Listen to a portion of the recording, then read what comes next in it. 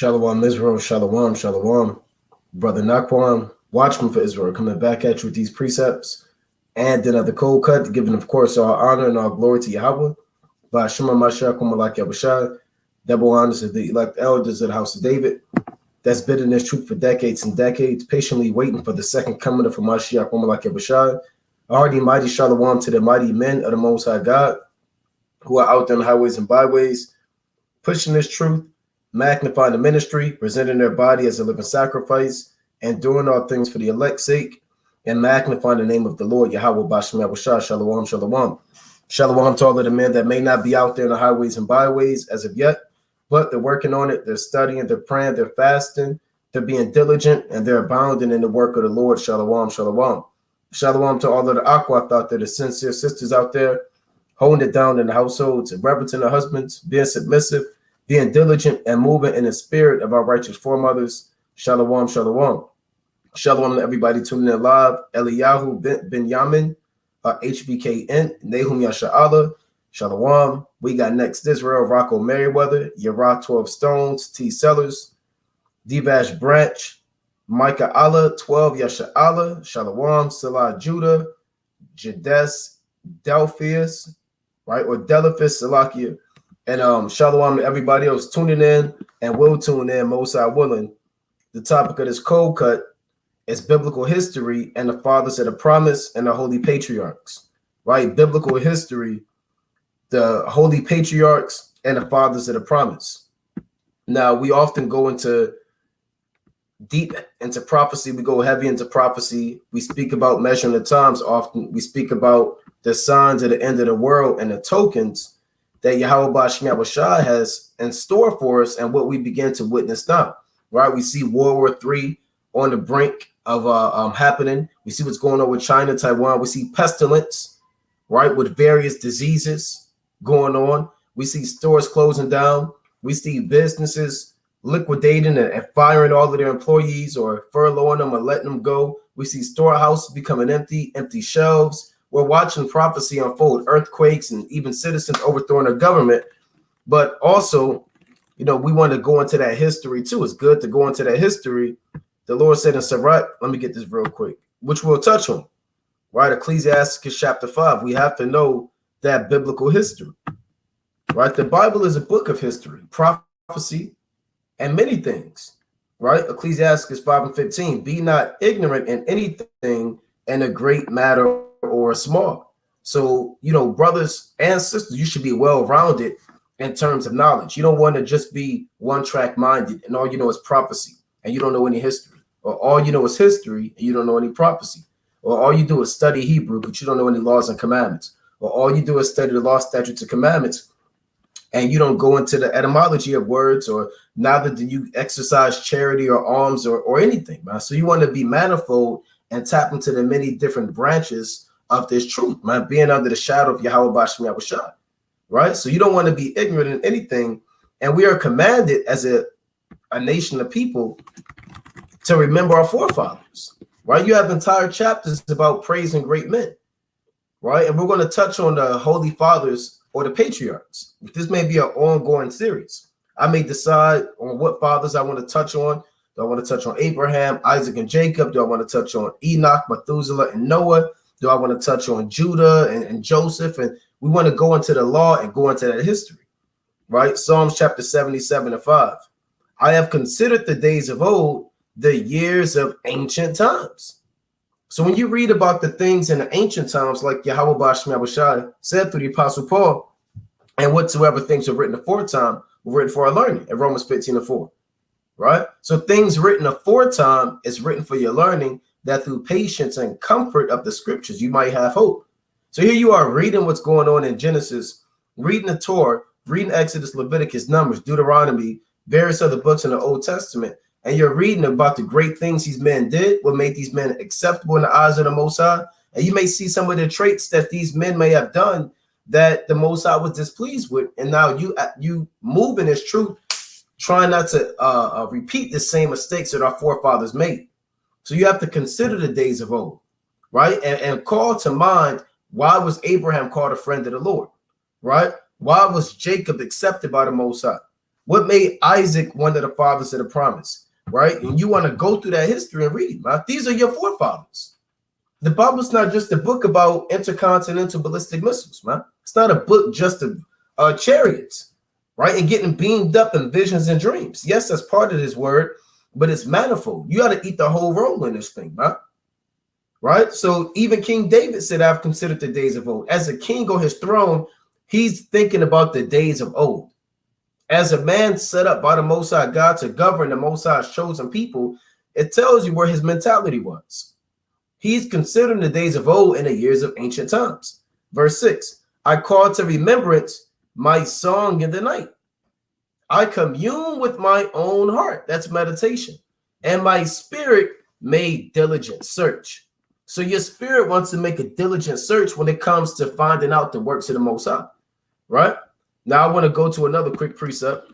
I want to go to Ecclesiasticus chapter 44, right? Let's go to Ecclesiasticus, the 44th chapter, and I'm going to read verse 1. It reads, let us now praise famous men and our fathers that begat us, right? Who are your fathers that begat you? Adam, Seth, Enos, Canaan, Mahalalel, you understand, etc. Man. Well, you can go down the list, right? Let me see if I actually had that list. I had a list. Let me see. List of Adam's descendants, right? And brothers, we should know this, man. Right? We should know this and get into this thing, man.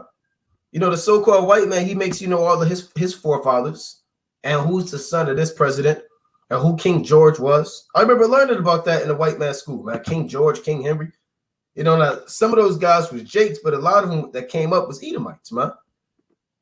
Right? And you want to go into that history. So here's your fathers that begot you.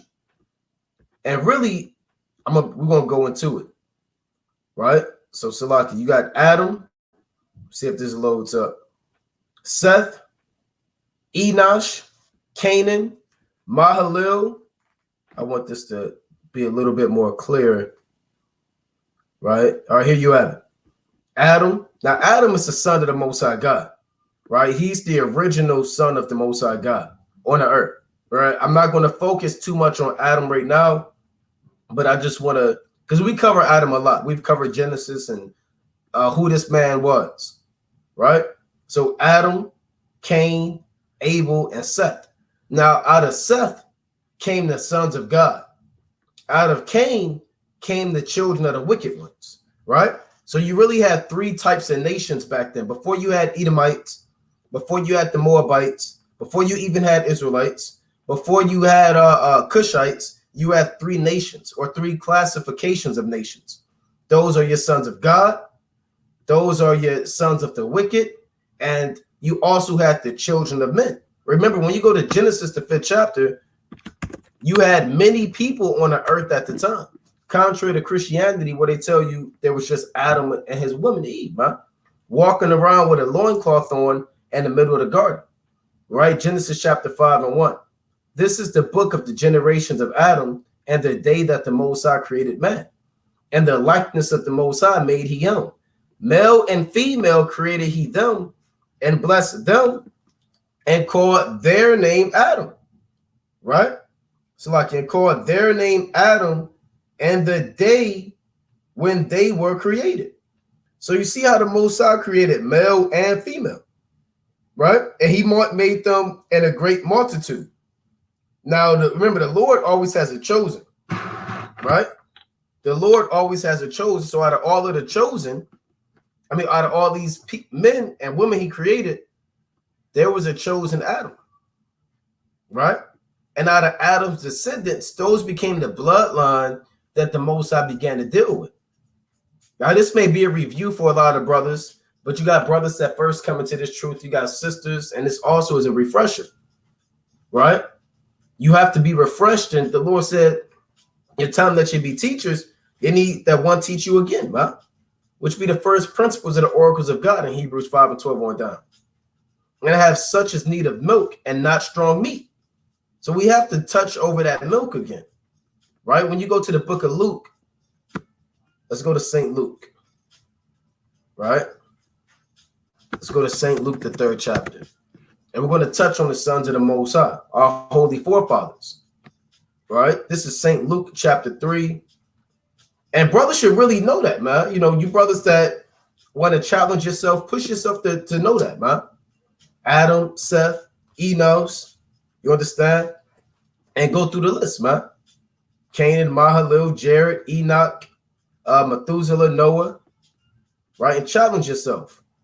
St. Luke chapter 3 and verse 30, I'll start at 36. Which was the son of Canaan, which was the son of Arphaxad, which was the son of Shem, which was the son of Noah, which was the son of Lamech, which was the son of Methuselah, which was the son of Enoch, which was the son of Jared, which was the son of Mahalalel, which was the son of Canaan, which was the son of Enos, which was the son of Seth, which was the son of Adam, which was the son of God. Now, Adam actually had parents, right? We know Adam had earthly parents, but Adam was chosen and adopted by the Most High, and that's why Adam, he became the son of God, right? Now, Adam in the Hebrew is Adamah, which means out of the ground, or from the earth. That's what Adam's name means in the Hebrew, right? Now, out of Adam came the sons of God. All our forefathers are always known as the sons of God. Before you had the nation of Israel, we were classified as the sons of God, right? That was essentially our nationality. And everybody knew that. There was no Israelite back then. The first Israelite is Reuben, if you have an understanding. Right? Now, Jacob, his name was Israel, right? But his first son was an Israelite. Then his second son was an Israelite, and his third son. So the firstborn Israelite was essentially Reuben. And then Simeon, and then Levi, then Judah, etc. Right? And then it goes down the list. Those are the first 4 sons of Leah. All right? Now, when you go back to this list, you have Adam, Seth, Enos, Canaan, Mahalalel, Jared, Enoch, Methuselah, Lamech, Noah, right? And these are the sons of God. And these are the men that the Most High was dealing with. When it comes to wisdom, knowledge, understanding, prophecy, the laws, these are the men that the Heavenly Father was dealing with, man. The Most High is always dealing with a particular group of men. There has not been a time when the Most High has not had a chosen people. There's always been a chosen people.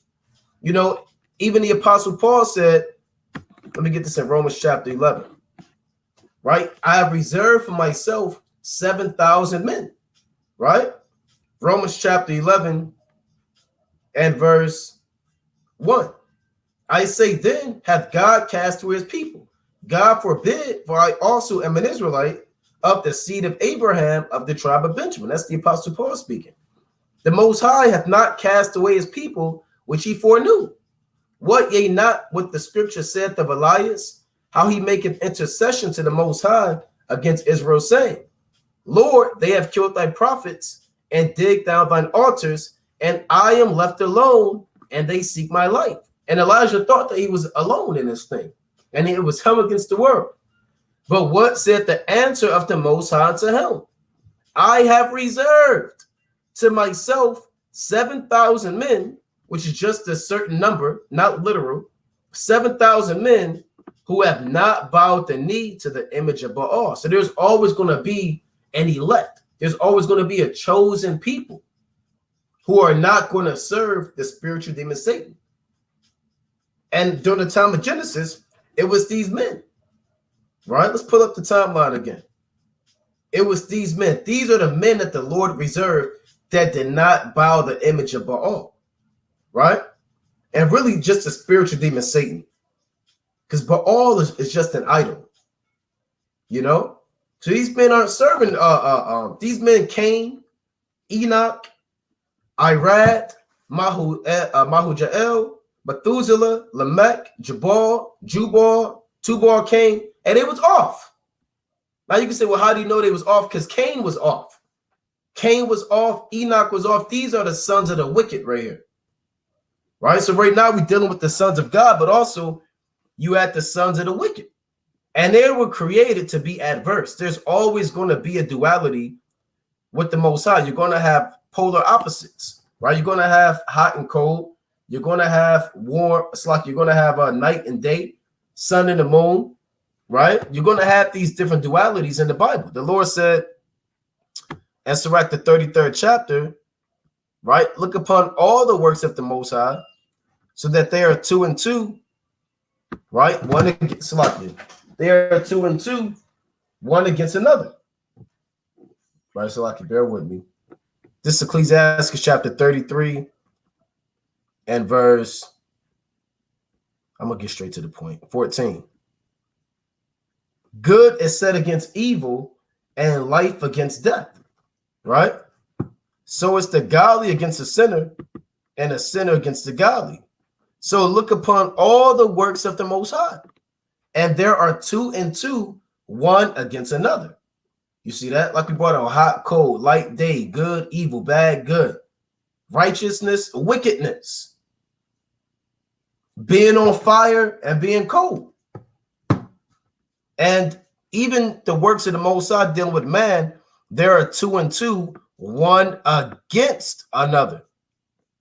All right, one against another. And during that time, and even now, you're always going to have the sons of the Most High God against the sons of the wicked.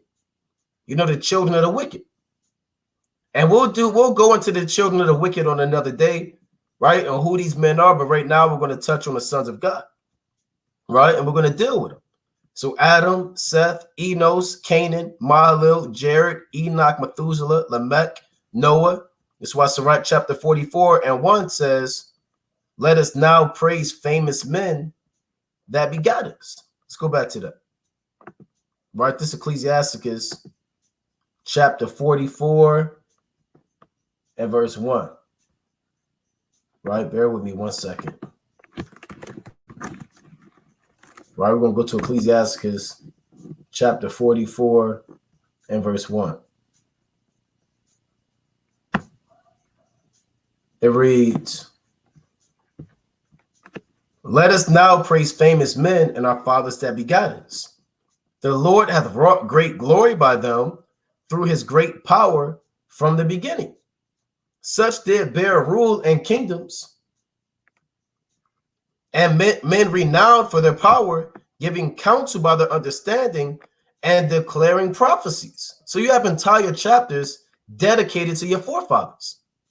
Again, the Bible is not just about bloodshed, man. It's not just about thrusting people through and trampling over the so-called white man or Esau kissing the boot, right? It's a lot deeper than that, man. You have to learn through experience who our forefathers were. You have to learn about the promises, the covenant, how we became a nation of people. You know, this is history that brothers need to know. Now, when we're looking at this timeline of our forefathers, on the right is giving you the time that they began to have their son. So Seth at 105, he begot Enos, right? Enos at 90, he begot Canaan, right? Now, when you go down that list, it goes down these years, right? Now, men lived a lot longer back then, right? When you go to Genesis, let's go to Genesis 11, right? Actually, yeah, let's go to Genesis 11. So Genesis 11 is a heavy chapter because it just deals with the genealogy primarily of the sons of the Most High God, right? And I'm going to jump down. Genesis 11 and verse 10. These are the generations of Shem. Shem was 100 years old and begot Arphaxad 2 years after the flood. Now, anybody that comes out of Shem, they will be classified as Semitic, which is a word that you hear in today's terminology, right? If you go against the Amalekite, they'll say you're anti-Semitic, right? If you speak against certain events that they went through or certain alleged traumas that they went through, they'll call you anti-Semitic. But really, anybody that comes out of Shem will be Semitic. We would be an ancient Semitic people, right? Meaning the Israelites. And even the Edomites are Semitic. The Moabites are Semitic. The Ammonites are Semitic, which are your so-called Japanese and Chinese, man. And yet Ishmaelites, which are your so-called Arabs, they are a Semitic nation of people. The Midianites, those are a Semitic nation of people, right? So a lot, the East Indians, the Elamites, they come out of Shem. Let me pull that up real quick. Let's go to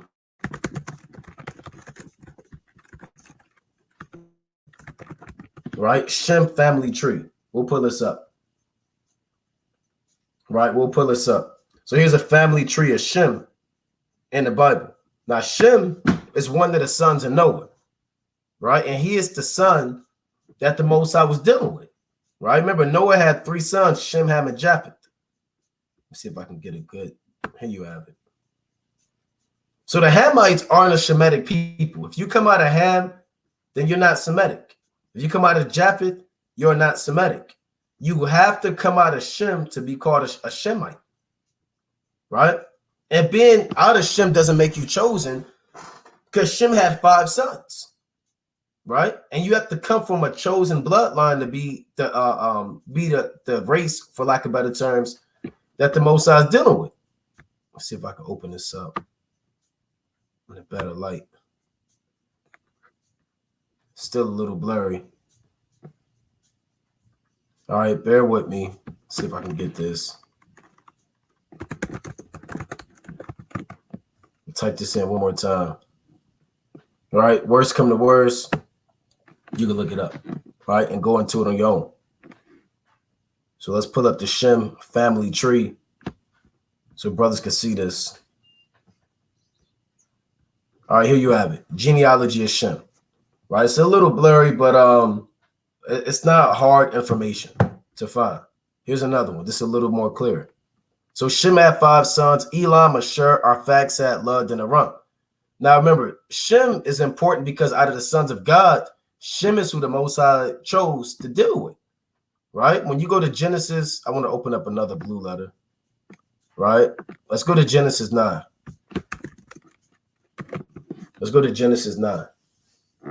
Right, this Genesis chapter 9, and I'm going to start at verse 26. It reads, "And he said, Blessed be the Lord God of Shem, and Canaan shall be his servant.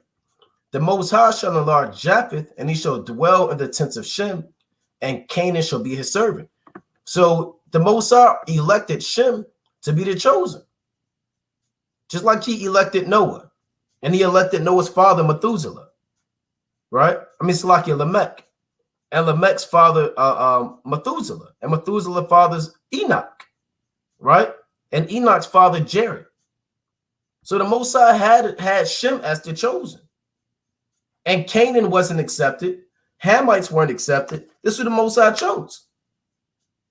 Now, Ham can say, look, well, why didn't you choose me? Or Japheth, why didn't you choose? Because the Most High is dealing with Shem. And we come from that bloodline. So the Most High already has a chosen people. See, in Christianity, they want the Most High to be some all-accepting God. The Most High has never accepted everybody. There has not been a time on the earth where the Most High didn't even select all of Israel. Right? He has an election according to his grace. When did the Most High deal with the entire race of man, or the entire nation of man, or nations? Yes, the Most High created the nations. We understand that. Right? The Most High, he allows those nations to eat and drink and play their role. Their job is to play the role. This is the Most High's theater, and everybody was given a script. And they were programmed and downloaded, for lack of better terms, that information was downloaded in their system, in their spirit, to perform the will of Yahweh, Ba'ashem Yahushua. So yeah, he created the white man, he created the Chinese man, he created the East Indian man, he created the Africans, he created all these different nations, the Hawaiian man. But his chosen people, the star of the show, for lack of better terms, is Shem and Shem's chosen bloodline. You see that? Now, Shem had 5 sons. Shem had Aram, Elam, Ashur, Lud, and Arphaxad. And you brothers, you got to know that, right? You should know that off the top of the head. Those are Shem's 5 sons, right? Here's the record right here. Elam, that's where your so-called East Indians come from. The Elamites, they come out of Shem. Ashur are your so-called Syrians. right? They come out of Ashur. Arphaxad, and we'll see, you see the bloodline. Arphaxad was the chosen one. Lud, that's where you get your modern day Lydia from.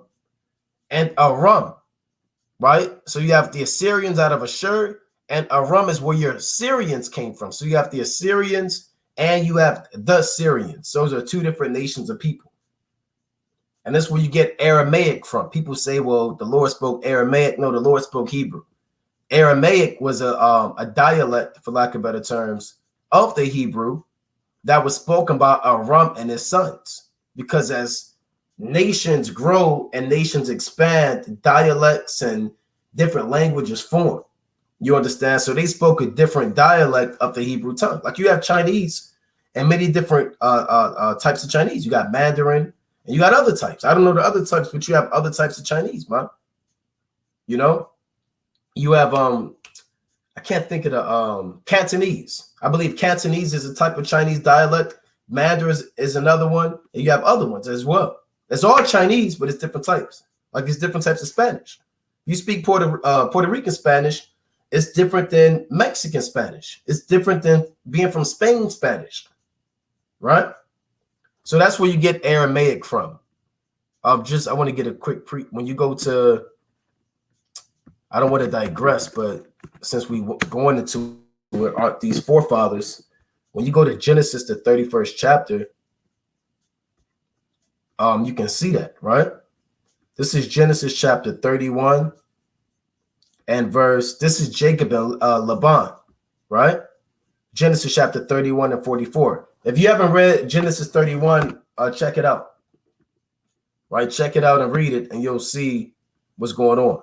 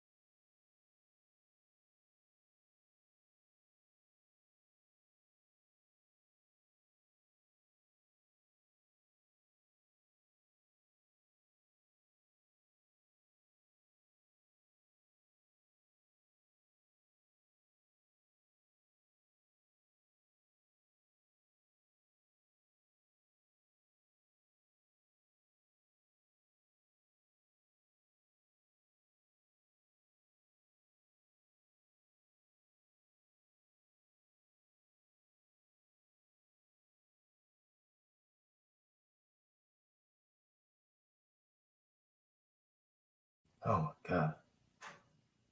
Can brothers hear me?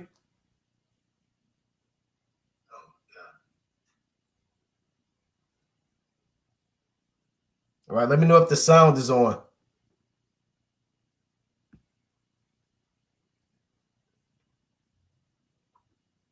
Is the sound on?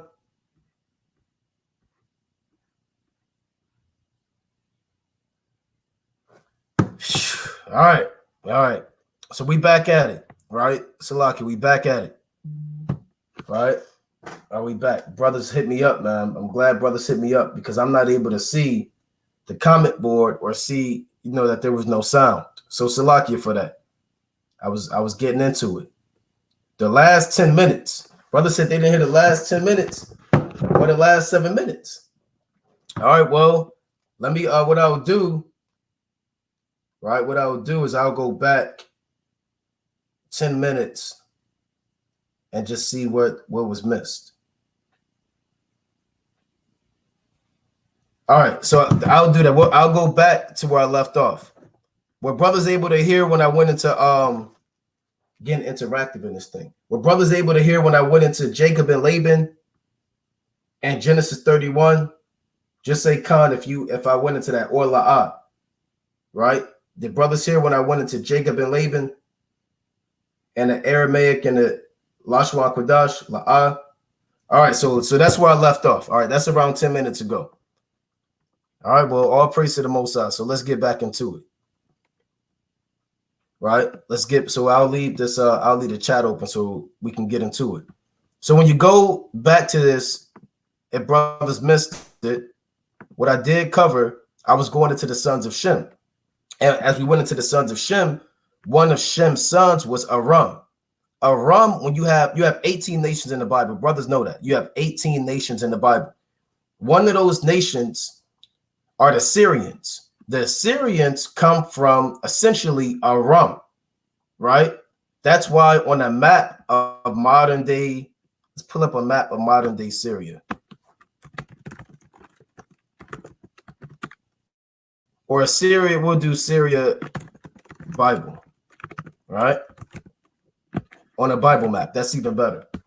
All right, so we'll cover that. So here's a map of Syria in the Bible. This is what I covered those about 10 minutes ago. So bear with me as we go into this. So here you have Aram. If you're looking on this map, this is where modern day or Syria was biblically. It was given to Aram. Here you have it again, Syria. That's Aram. Let's see what else we got. Another map. Syria, that's Aram. Or Aram right here. It's on various maps. You'll see Aram. Why? Because that's where the descendants of Aram settled in after the flood. After the flood, Shem was given a particular portion of the earth by the Most High God through Noah. And he was told to settle in what we call Mesopotamia or the Fertile Crescent, right? So let's pull that up. And this is just some history, right? This is just biblical history that we kind of going into. So here's a map of the sons of Noah, and the Lord has divided the earth into particular portions. Let's get that in Deuteronomy chapter 32, right? When the Most High divided to the nations their inheritance, right? This Deuteronomy chapter 32, and this would be an ongoing series, right? I'll do an ongoing series going into the fathers of the promise and the holy patriarchs, because it'll be too much to cover. And I don't want to rush it. You can't rush this. We have to take our time and eat this road, man. Deuteronomy 32 and verse 8. When the Most High divided to the nations their inheritance, when he separated the sons of Adam, he set the bounds of the people according to the number of the children of Israel. So the Most High gave each nation their own inheritance.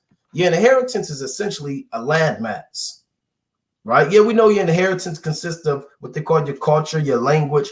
But, biblically speaking, or in the ancient world, that the inheritance was a possession, right? Rooted in a landmass where you can have your cattle, your oxen, your asses, your he-goats, whatever you wanted to have in righteousness. And the Most High gave the Hamites a landmass, and he gave the Japhites the Isles of the Gentiles, and he gave the sons of Shem, but gave Shem a particular landmass. And he separated the sons of Adam. So the Hamites, they're not supposed to mingle amongst the Shemites, right? The Shemites are not supposed to mingle amongst the Japhites because that creates confusion. You see the world today, intermingling and intermarriage and a melting pot of confusion. The Most High set the bounds of the people. So there are boundaries that every nation is supposed to have. Do they abide by these laws now? No, because the so-called white man, he removed the bounds of the people, right? And he put these people in this region, and he put the Israelites in America, and he put other Edomites up there in Europe, and he put the Japhites over here, and he started moving all of the different nations, man. Let me get there in Isaiah chapter 10. Right? Let's go to Isaiah chapter 10. He has removed the bounds of the people. And that's him. That's another example of him trying to be the Most High, right? Or playing God. Isaiah chapter 10 and verse 13. For he said, by the strength of my hand I have done it, and by my wisdom, for I am prudent, and I have removed the bounds of the people. That's what the Esau is saying, that he has removed the bounds of the people. And he knows what the Most High did. He knows the Most High gave the Edomites Mount Seir, and the Israelites the land of Canaan, and the Edom, or it's like the Hamites, that so-called continent of Africa. But the so-called white man, he said he has removed the bounds of the people and have robbed their treasures. And I have put down the inhabitants like a valiant man. So originally, the sons of Shem, where's the map at? Salakia. They were given what you call Mesopotamia, right? Or I'll just show you in this region right here, right? Some call it the Arabian Peninsula, part of that, the really Mesopotamia and this region. This is the land that Shem was given, right? And you can see where each son had a portion. You can see where Aram, because Shem had 5 sons. We covered that. Shem had Arphaxad, Elam, Ashur, and Lud, and Aram, right? Now here's where Aram settled at. Aram settled in this portion right here. Ashur, they settled in this portion. The Elamites in this portion. That's why they're closer, it's like you're towards East India, man, the Elamites, because they began to migrate, right? Joktan, these are all of the sons of Shem, minus Arphaxad. And they all spoke Hebrew, right? Shem spoke Hebrew, Elam spoke Hebrew, Ashur spoke Hebrew, Aram spoke Hebrew. And that's when you hear that word Aramaic, right? Like I brought out, that may have been cut off. People say, you have people say, okay, well, the Lord, what he called Jesus Christ, he spoke Aramaic. The Lord didn't speak Aramaic. Aramaic come from Aram. Aram, Sluk, is one of the descendants of Shem, and he spoke a dialect of the Hebrew. And I went into how Laban was from the land of Aram. He was really from Padan Aram, right? When you pull up Padan Aram, it's really this region right here. So Laban, which is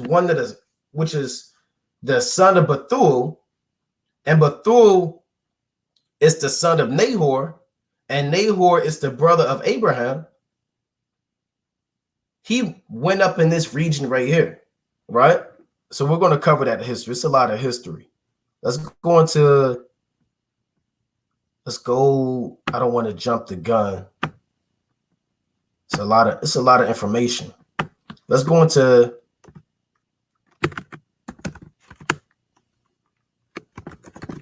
Abraham family tree, right? Let's go into this. Somebody asks what language the Ham and Japheth speak. They spoke Hebrew. Remember, everybody spoke Hebrew after the flood, right? It wasn't until, it's like prior to the flood. It wasn't until after the flood that you had different languages, right? And different forms of the Hebrew. Now, what is this? Madness. Salaki, let me pull this up. Let's pull this up so brothers can see this on the map. Everybody spoke Hebrew during that time. All right, so here you have it. This is the family of Abraham.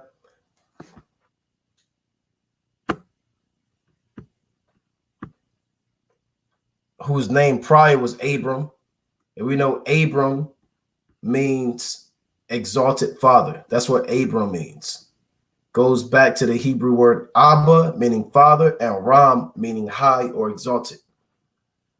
So Terah had these sons, right? Terah is one of the sons of God you read about in Genesis, the 11th chapter. Right now, he had Abram, Nahor, and Haran. Haran died, right, in the plains of Haran, and Lot became essentially adopted by Abram. Nahor had a son, Bethuel, right, from the daughter of Haran, right? Now, Bethuel had a son named Laban. Laban is what? It's Abraham's great grandnephew, or grandnephew, whatever term you want to use for that. All right. So Laban, these men essentially are Hebrews, but they lived in different parts of Mesopotamia. And as they began to distance themselves, they spoke the Hebrew, but they had a different dialect for certain words, right? Because Laban and them, they lived in Padan Aram. That's where Bethuel lived, right? And Abram, he lived in another part of Mesopotamia. He lived in the land of Canaan. So in process of time, they began to speak different forms of the Hebrew, right? Now, they were able to communicate, but certain words were different. Like I brought out the example, I'm not sure brothers heard, but even Spanish, there are certain words, and when you speak Spanish from Spain, that's different when you speak Spanish in Puerto Rico. Or if you speak Spanish in Mexico, it may be a word or two that's different than when you speak Spanish in Guatemala or El Salvador, right? Or talk the Northern Kingdom. I know that. And brothers that speak the Hebrew, they say it's a little bit different. The tempo, the speed of it is different, right? You understand? And certain words are a little bit different, and certain words don't translate a lot. So you have that gap of understanding when it comes to the language. It's the same language, different dialects. Like I brought out the example of Chinese. You got Cantonese, you got Mandarin. It's all Chinese, but it's different concepts, different kinds, you know? And that's what Aramaic is, right? Like the brother said, Jake speak different English depending on the state. Yeah, man, if you go to Atlanta, right? I mean, you go to Houston, if you go to even parts of Maryland, man, like there are certain parts of Baltimore and DC, different lingo, different language, same language, different words, man, different slang. And when you go to Judges, I'm going to prove that in the Bible. Let me get that real quick in Judges. They had accents, man, right? And they weren't able to say certain words. This is Judges chapter 12. Let me get that real quick. Right? See that JoJo too amazing. It's like Creole or Patois, Jamaican, right? Jamaican dial different from Trini. All right. Now this Judges chapter 12 and verse, let's see. I'm going to start at 6. I'm going to start at 5. Right? This Judges chapter 12 and 5. And the Gileadites took of the passages of Jordan before the Ephraimites. And it was so that when those Ephraimites which were escaped said, let me go over, that the men of Gilead said unto him, art thou an Ephraimite? If he said, nay, then said they unto him, say now Shibboleth. And he said Sibboleth, for he could not frame to pronounce it right. See that? So the Ephraimites and Manassites was beefing, man. Those are your so-called Puerto Ricans and your so-called Cubans in modern day. and they spoke different forms of the Hebrew, right? They had different accents. They couldn't frame to say shibboleth. There are certain words in Spanish that even if you know how to say it, you just have a hard time doing it, man. Right? So say now shibboleth, and he says sibboleth, for he cannot frame to pronounce it right. Then they took him and slew him, right? That's your gang warfare. Northern Kingdom, you got gangs too, man, right? They took him and slew him at the passages of Jordan, and there fell at that time of the Ephraimites 40 and 2,000, right? And that's the same thing with this with the sons of Shem, right? The sons of Shem, they had that different form of the Hebrew. And I'm gonna give you another example, Aram, of that Aram or that Aramaic. Let's go to Genesis 31, right? Let's go to Genesis chapter 31. And I kind of covered this, right? But this is Genesis chapter 31, and I'm gonna jump down, dealing with the sons of God. Well, like I said earlier, man, you're not going to see Esau bow down in this video. You're not going to see us getting on a so-called black woman. You're not going to see sweat, blood, tears, or, you're not going to, this is just edification, right? Straight edification. A lot of brothers, they may be getting bored and, they're trying to figure out, when is Esau's not going to bow down in this video, right? If this is something, that you're disenchanted, you can turn on ESPN, Sports Center, God knows what, man, right? You can turn on NBA, whatever they have, man, for the NBA, man. Netflix, pretty sure something on Netflix you can kind of get into, but this is for the brothers and sisters that want to learn, man. Right? This is on Genesis chapter 31 and verse. I'm gonna start at 44. Now, therefore, come thou, let us make a covenant, I and thou, and let it be for a witness between me and thee. This is Jacob and Laban speaking, right? You have to read this account to understand why this is taking place. And Jacob took a stone and set it up for a pillar. And Jacob said unto his brethren, gather stones, and they took stones and made a heap, and they did eat thereupon a heap. Why were they eating? Because that's how you seal a covenant. Back in the ancient world, they didn't have sign here or sign here. Sign right here, sign right here, and read the fine print. Okay, the covenant or the contract is sealed. No, they sealed off that contract with a mill, man. Right? With a covenant mill.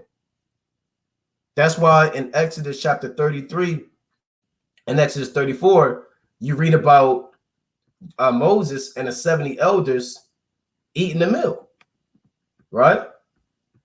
Or you read about, and you go into the account of Yahweh Shai, the apostles, eating at what they call the Last Supper to institute the beginning stages of the new covenant. There's always a covenant that's backed up by a meal, right? Or a sacrifice. Genesis chapter 31 and verse 47. And Laban called it Jegar Sahadutha, but Jacob called it Gilead. Now, why did Laban call it this and Jacob called it this? They both spoke Hebrew, right? And both of these words mean the exact same thing. They both mean a witness for a heap. It's not as if there are two different meanings. They mean the same thing, and it's both the Hebrew, but one is essentially a different form of the Hebrew, right? I want to see if they actually, I believe there was information on that in the Bible dictionary, but I'll have to find it, right? I may go into it and see, so bear with me. If not, I'll just keep going, right? Bear with me. Now, I'm going to scroll down so brothers can see this. Okay, now this is from the Bible dictionary, right?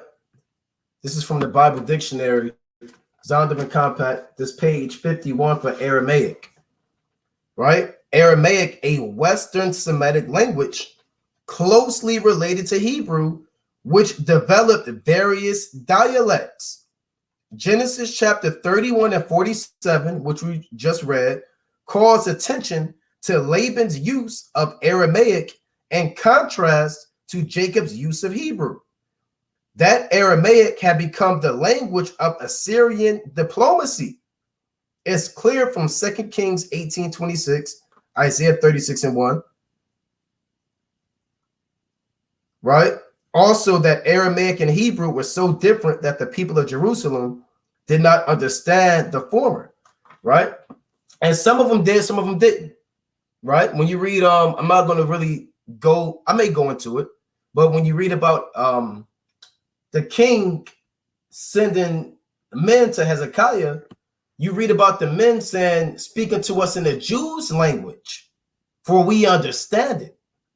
And they were able to understand what Rabshakeh, I believe that's his name, that devil, what Rabshakeh was speaking to him in a Syrian tongue, right? But they were also able to understand Hebrew because they were kind of close. Certain men, if you really didn't know, if you wasn't on the level, then you really didn't know, you know? Now, here's this word that Laban said. It means witness heap. Now, when you look up the word Galid, it means witness heap too, right? Aramaic word used from derived unused root, right? So it's the same thing. Now, when you go to Galid, that Jacob said, right? Let's go into this. So we're kind of getting into this thing, right? Bear with me.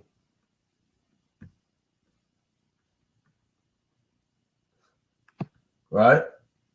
We're getting into this thing. So let's go into what I have Galid. Then I want to go back into the sons of Shem just to prove a point, right? Just to go back to the point. So Galid, it also means witness heap. They mean the exact same thing, right? Same thing. Witness heap. So that's what Jacob called it, right? And we went into what Laban called it. Now, when you go back to the sons of Shem, that's only because Aram, he, you know, in process of time, dialects, accents, languages kind of grow apart, you know, and you have that gap right there. Now, Aram, one of the sons of Shem, he lived in what you call modern day Syria. That was the land that was given to him. But when you go back to Abraham's family tree, remember, the sons of Nahor, they ended up living in the land of Aram. Now, Terah, he's not from Aram. Terah's from Arphaxad. But when you go to Genesis, you'll read about Nahor living in the land of Aram, right? Let's go to Genesis chapter 11, right? Actually, I believe we want, Genesis 11, right? Genesis chapter, like the brother said, Malak Yawasab, languages evolve. Right, languages definitely evolve and process of time. Even today, they add new words to this language. So if you came from, and you have Old English, you have Shakespearean English, you have Victorian English, you have modern day English, you have all types of stuff, man. You know, the brother said everyone borrowed the Phoenician alphabet. That's right, because all languages go back to the Hebrew. You know. Greek goes back to the Hebrew. We ought to just do a lesson on the languages, man. Right? But that'll be an in-depth lesson. Even a Greek aleph, it's like the Greek alpha, right? Remember, they have the alpha and they have the omega. That's the first and the last. The alpha goes back to the Hebrew word aleph, right? Which means cattle or 1,000. And then the so-called white man in America or coming out of England, they had the A. So A goes back really to alpha, and alpha goes back to aleph. Same thing with B. The letter B goes back to the Greek word beta, which goes back to the Hebrew word bayath. And sometimes in your Bible, you'll see that. If you go to Psalms chapter 119 in your Bible, and you'll see the Hebrew in Psalms 119. It'll say, but it'll be bet, it'll say bet. It'll say gam. It'll say all these different Yiddish, for lack of better terms, Hebrew, but that goes back to the ancient Hebrew, you know? Now I want to go to Genesis chapter 11 and go into this.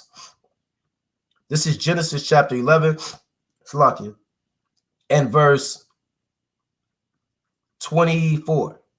And Nahor lived 90 and 20 years. It's like 9 and 20 years and begot Terah.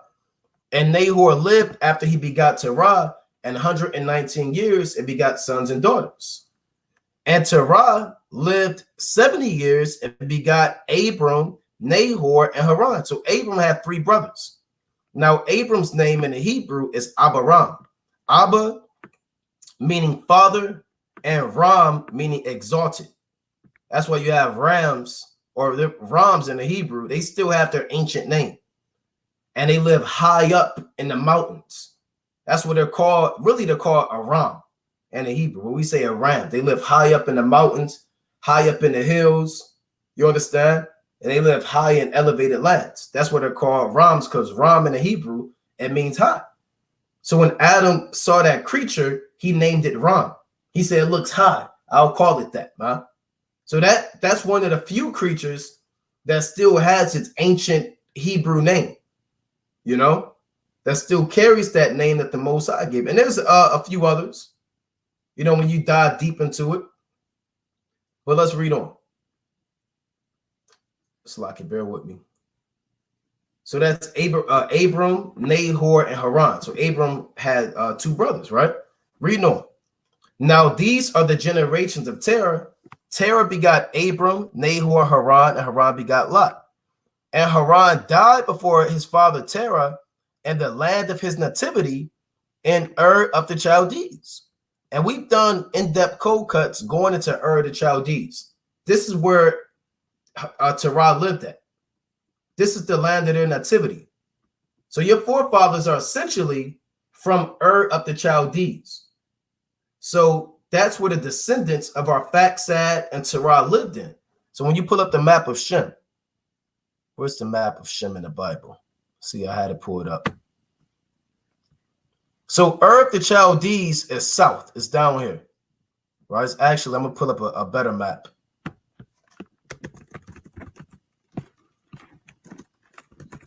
All right, so brothers can see where Abraham actually lived at. All right, let's pull this up. All right, Ur of the Chaldees. All right, brothers on fire on the comment board, that's Mesopotamia. That's right. And Mesopotamia, it literally means Meso meaning the middle, and Patmos or Patamos, it means river. So Mesopotamia means the land between the rivers, or the land between the 2 rivers. That's what Mesopotamia means, because it's between really the Tigris and the Euphrates River. It's a landmass what the so-called white man calls your Fertile Crescent. All right. Now here's Ur of the Chaldees.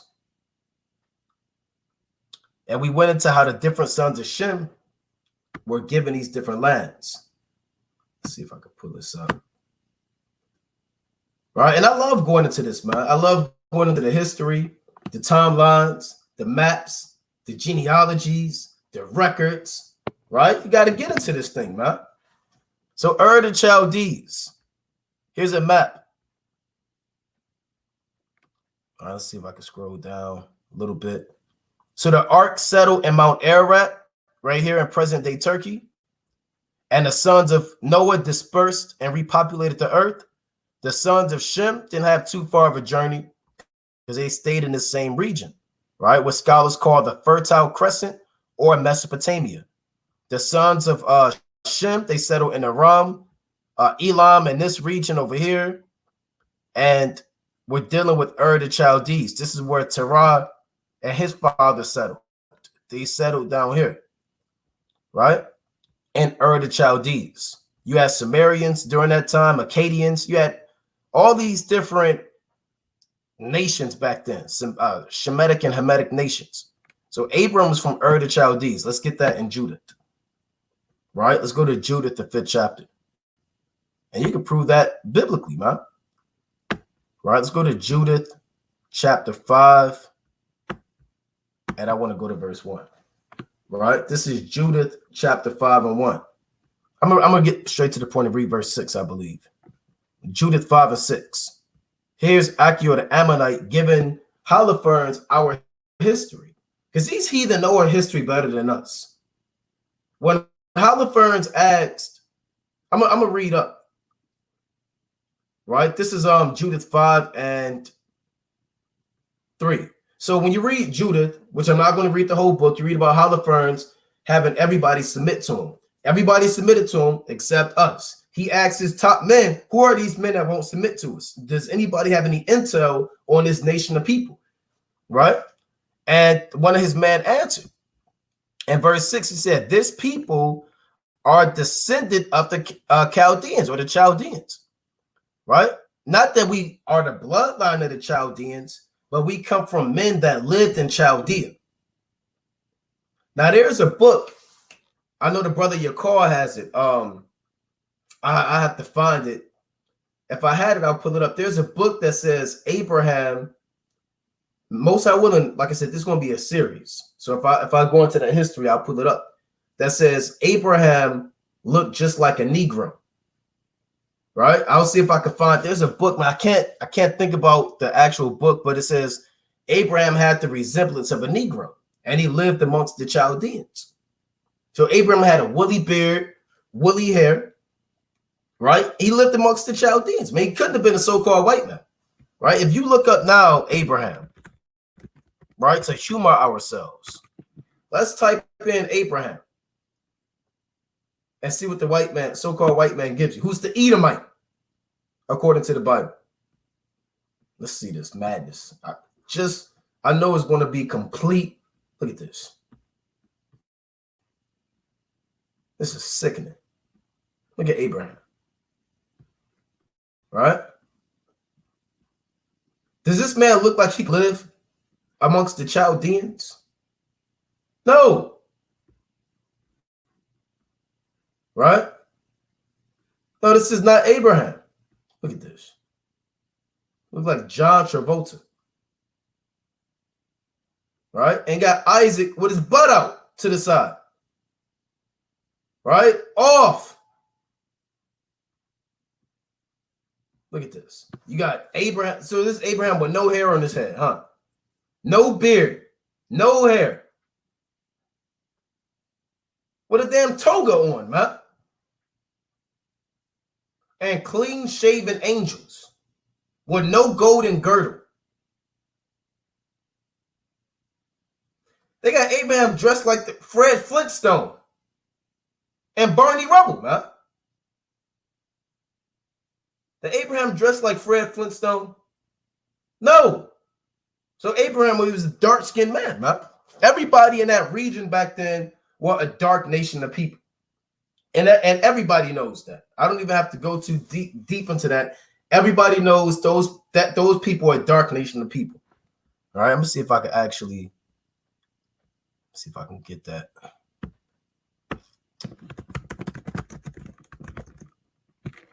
Right. This is just shoot from the hip. All right, let me see if that book pops up. No, it didn't pop up. See, you're talking about Abraham Lincoln. So yeah, I have to find it.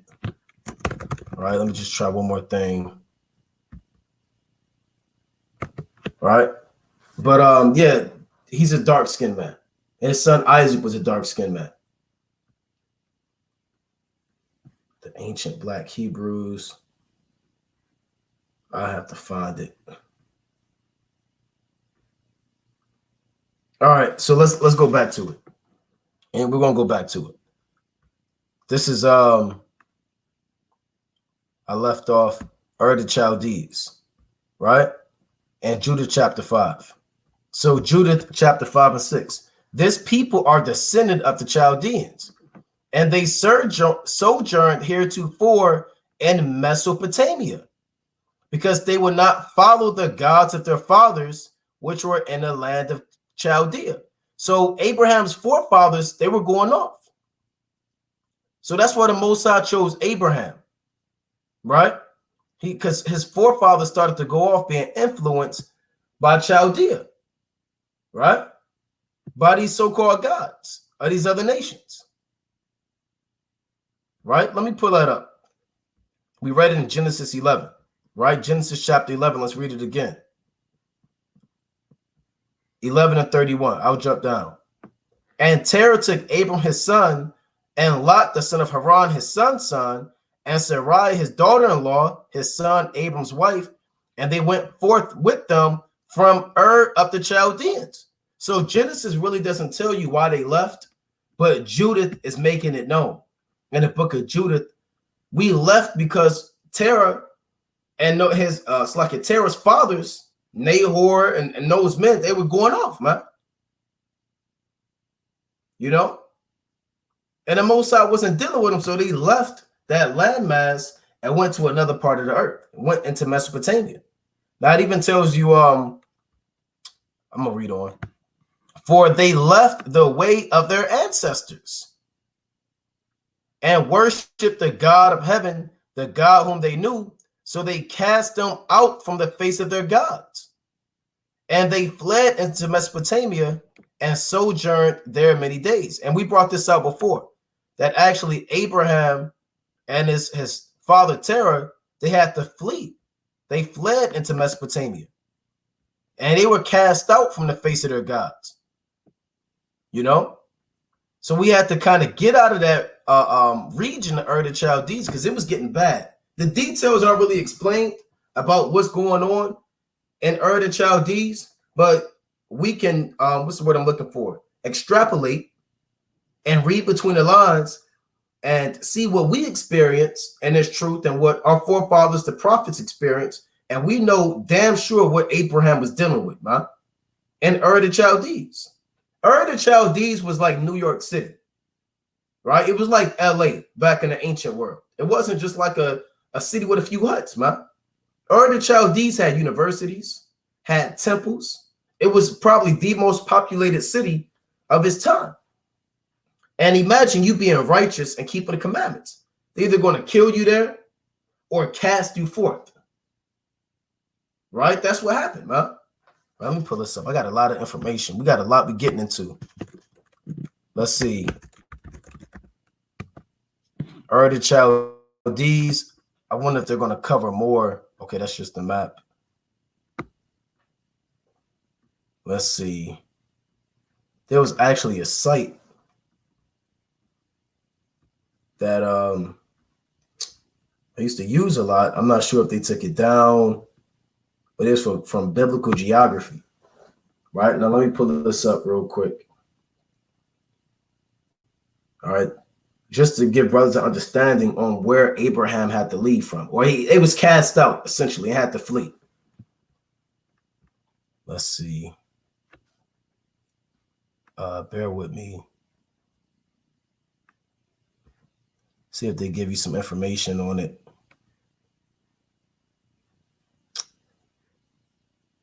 They may not give you too much information, but when you dive deep into it, you'll see Ur the Chaldees was a top city. It wasn't just a low-level kind of city, man, where nobody lived at. It was like New York. It was like Times Square. You know? It was like LA, Hollywood, Sin City, Vegas, if you can understand. All right, so I'm not clicking on that. So let's go back to this. It says, so they cast them out from the face of their gods, and they fled into Mesopotamia and sojourned there many days. So we had to flee into Mesopotamia. Here's Mesopotamia, this region right here, between the Tigris and the Euphrates River. Right? Mesopotamia means the middle, between the middle of the rivers. All right, let's pull that up. All right, bear with me.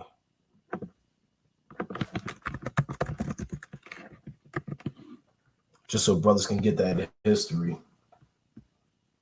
All right, we're going into etymology. We're going into timelines. We're going into genealogies. We're going into maps, right? Geography, chronology, which is the timelines. Going into the precepts. Now let's go into Mesopotamia. All right. There you have it. Mesopotamia. Now here's the etymology, right? Meaning the origin of the word, the understanding, and where it derives from. Ancient name for the land that lies between the Tigris and the Euphrates River, north of Babylon, modern day Iraq. From the Greek Mesopotamia, Core, literally a country between two rivers. From Mesopotamos, mesos meaning middle, right? And potamos meaning river. So that's literally what it means, the land between the two rivers. What scholars call also, right, the Fertile Crescent, which even they will say is the origin of civilization, right? The Fertile Crescent, the beginning of civilization. Now, that's where Abraham had to flee to. Now, when you go back to Abraham's family tree, that's where they lived. But remember, the Lord called Abraham and said, I'm going to give you the land of Canaan. Now, who stayed in that region?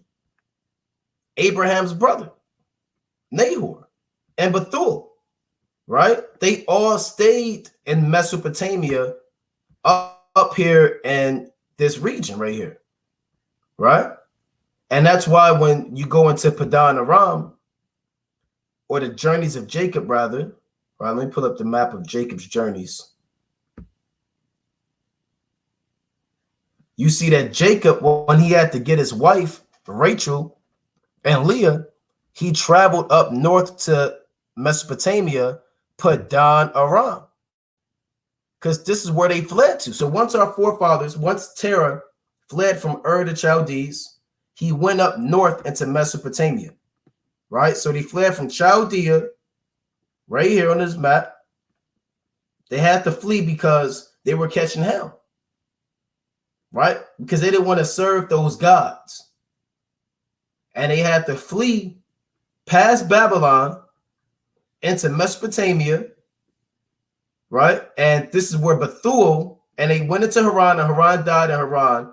And this is where Bethuel and his descendants settled in, right? They settled in this region right here, Padan Aram. And that's why Laban began to pick up on that language of the sons of Aram, right? Now let's get that in Genesis, right? I'm going to read this one more time. Genesis 11:31.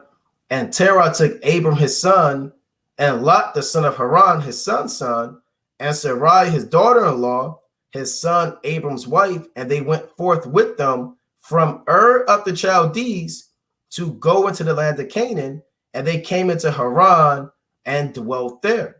And the days of Terah were 205 years, and Terah died in Haran. See that? Let's go to Acts 7. And when you read about these places, you got to look it up. You can't just read about Mesopotamia, Haran, Ur the Chaldees, and just say, well, I don't know, those are too old for me. No, look it up, man. Pull up a map, right? See the distance your forefathers traveled. You got to get into this thing, man. Right? Acts chapter 7:1. Then said the high priest, are these things so? And he said, this is Stephen on trial. And he said, men, brethren, and fathers, hearken. The God of glory appeared unto our father Abraham when he was in Mesopotamia, before he dwelt in Haran, and said unto him, get thee out of thy country and from thy kindred, and come into the land which I show thee. Then came he out of the land of the Chaldeans and dwelt in Haran, which is really the land of Haran. And from thence, when his father was dead, he removed into this land where Enge now dwell. So it shows you where Abraham's journey was. Abraham's journey on this map, when they migrated and fled north. All right, where's the other map I had? Bear with me. I like this map with Jacob's journeys. It's a good map too. So they fled again one more time from Ur, a Chaldee, to Abraham, right? Looking at this map, this is a map legend or a map key, right? If you don't know what a map legend or a map key is, here it is. It's to decipher what these colors mean on a map, or different key events or key codes. So you have to have a map legend or a map color, a map key to understand it. You may say, well, I know that. Why are you going over that? Well, everybody doesn't know that, right? Brothers that just coming to this truth, you got to be patient with brothers, right? Brothers that may not know it may be a refresher. So that's your map legend. Red signifies the journeys of Abraham. Purple signifies the journeys of Isaac. Blue signifies the journeys of Jacob. Brown are your main roads of the ancient world, right? So here in the red, we know that this is the journey of Abraham from Ur the Chaldees all the way up and through past Babylon, right? Into Mesopotamia. And from here, they went to Haran. And from Haran, here's the red map. He had to follow it and go to the land of Canaan. Now, up in this region of Haran or Padan Aram, Bethuel never left. Bethuel is the Nahor never left. Nahor is the brother of Abram. He stayed up there. And he had a son, Bethuel. He stayed up there.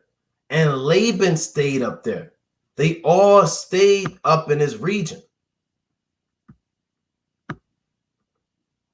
Right? They all stayed up here in Aram. Here's the map, Padan Aram. This is why when you go to Genesis, right? Let's go to Genesis chapter 26. Right? Let's go to Genesis, the 26th chapter. Right? Genesis chapter 26 and 34. Right? It reads, and Esau was 40 years old when he took to wife Judith, the daughter of Berai the Hittite, and Bashemath, the daughter of Elon the Hittite, which were a grief of mind unto Isaac and to Rebekah. So Esau, instead of marrying the people of his own kindred, decided to marry Canaanites. And that was stressful. And it weighed down the mind of Isaac and Rebekah, because a son is supposed to do what? Marry the people of his own kindred. We know that. Now, this is why Genesis 27 comes into play. Right? Let's go to Genesis chapter 27. Right? This is Genesis chapter 27 and verse 1. It reads, Slaki, bear with me. I want 28 and 1. Slaki. Right? Genesis 28 and 1. And you know, it's crazy. I never really thought about it. Right? Rather, I have to go back and see what, you know, what the sequence of events. But me just thinking out loud, Esau had wives. Right? And so for Esau to well, that's the story for another day, right? I'll get into that later, right? But this is Genesis chapter 28, right? And then Esau went and got wives of the Ishmaelite too, man. So he was off. Esau was already off. And it's not as if Esau didn't know the law. He said, I'm going to go marry wives of the Canaanites anyway. So he didn't honor his father and his mother, man. A lot of people think Esau went off when he lost his blessing or his birthright. Esau has always been off. He was raised under Isaac. You don't think Isaac taught Esau the commandments? No, he knew Esau was off. Rebekah knew Esau was off. Jacob knew he was off, but they had to kind of deal with him. Imagine living with an Edomite. Like you're raised up with Jake's parents and your people adopt an Edomite. Now they kind of deal with him, but everybody knows, hey, he's off, man. You know? And your father named Andre, your name Jamal, and your mother named Keisha, and you got damn Brent there, man. Or Ryder. Or Brock. And he's off, man. So that's how Esau was. Esau, he was off, and they knew he was off, and he ended up dealing with the women of the other nations anyway. Now, Genesis 28 and 1. And Isaac called Jacob and blessed him, and charged him and said unto him, thou shalt not take a wife of the daughters of Canaan. Arise, go to Padan Aram, to the house of Bethuel, thy mother's father, and take thee a wife from thence of the daughters of Laban, thy mother's brother. And the Most High and the God Almighty bless thee and make thee fruitful and multiply thee, that thou mayest be a multitude of people. So how did Isaac know this? Right? He knew where Bethuel lived at, and Padan Aram. Why? Because when they left from Ur the Chaldees again, let's pull this back up. Bethuel never left. So let's pull up the map key again. Let's go to the blue this time. So Jacob left this, and we're following the map, the blue, north, and he had to go back to this region of Padan Aram. Padan Aram means the field of Aram. This is the landmass that Aram had, and they dwelt amongst the sons of Aram. That's what Jacob dwelt at, right? And he was told to marry a wife of his own kindred. But with that, I'm going to continue the series. In due time, I may go into another part 2, which I want to do. I want to go more into the history, more into our holy forefathers and the patriarchs, Abraham, Isaac, and Jacob, the timelines, the maps, the history. Again, giving all honor and glory to Yahweh. Most High willing you were edified. Kwam Yashala. Shalom.